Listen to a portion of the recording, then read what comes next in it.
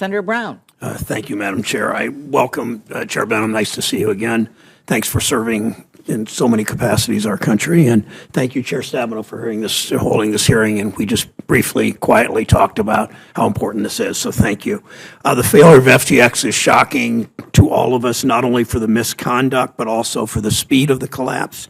Many critical questions have emerged about the abuse of customer funds and also about the business model in conflicts of many other crypto firms. Also, it's troubling the contagious effect as FTX's connections across the crypto markets have pushed other firms into failure. You know all that, of course. We must make sure we learn the right lessons from this failure. It means creating a framework that safeguards the traditional financial system, that protects consumers, that doesn't put the crypto companies first. Yesterday, I wrote to Secretary Yellen.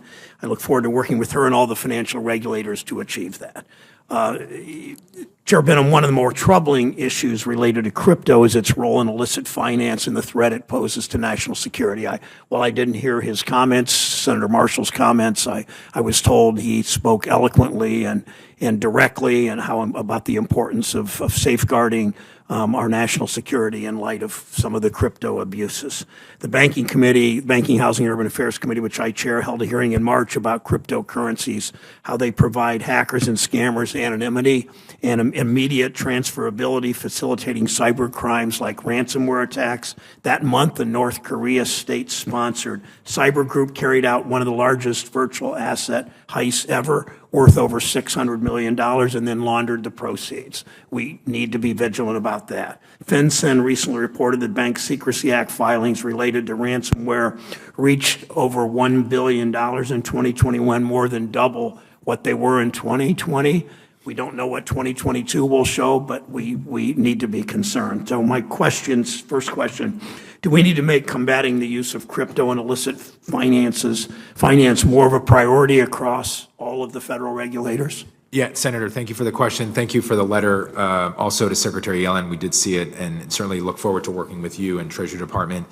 This is an enormously important issue. You pointed out, Senator Marshall raised it as well. There is so much opacity and potential activity in the shadows around illicit activity using cryptocurrency and digital assets. As you pointed out, Treasury is doing an excellent job with the tools they have. I think there's a technology curve that we're all learning and trying to climb right now to understand how this technology works and to identify illicit activity. But we will certainly, to the extent we have within our enforcement authority, work with Treasury, work with OFAC, FinCEN, as you said, under the Bank Secrecy Act and other authorities to make sure we're rooting out any illicit activities possible. But I would say comprehensive regulation, as you've suggested and proposed, is going to be an important and critical tool to take a step in the right direction and identify all of this illegal activity. Thank you. You play an important role in this. I appreciate your acknowledging Treasury and their action plan to mitigate the illicit finance risk of digital assets, what they issued in September. That's a key step, and the fact that you all understand how this is cross-agency, so thank you. The FTX collapse demonstrates the inherent conflicts and even worse, self-dealing in some crypto business models. We know it's important to avoid dangerous incentives in the financial service industry. For example, banks have restrictions of proprietary trading and transactions with affiliates, as do registered investment companies. Wouldn't similar safeguards make sense for crypto firms? Absolutely. The idea that we have, as you pointed out, I mean, just thinking about the markets that the SEC oversees, that we oversee, the idea that an exchange can act as a dealer, can act as a lender, can act as a custodian, just doesn't work. It doesn't exist in our existing traditional financial system, and I think those same principles and regulations should apply to crypto. So are there other conflicts that should be addressed or prevented? Have you thought about sort of looking at that? So based on what we know with what happened to FTX, and then certainly what we know with other traditional crypto firms and the services that they offer to clients, it seems to be the exchange traded function, the market making function, the broker dealer function, a lending function, and a custodian. That is a long list of things that typically do not occur by a single institution. There may be other things certainly worth looking into, would work with you and your staff, but those are core elements that we see the services being provided and certainly could never be allowed in traditional financial systems.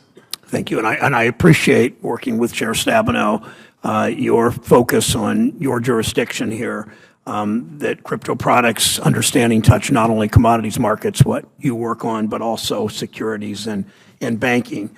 Your comments have already indicated what you think about that, but one more last question, and to expand on that, would you commit to continue working with the other regulatory agencies to minimize these gaps and to make sure consumers in the financial markets are fully protected?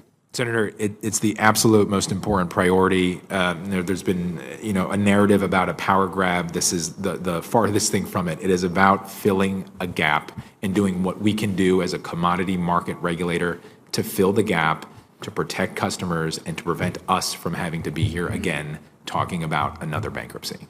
Thank you. And I've had individual conversations and one-on-one and through the committee process with a number of the other regulators, especially SEC,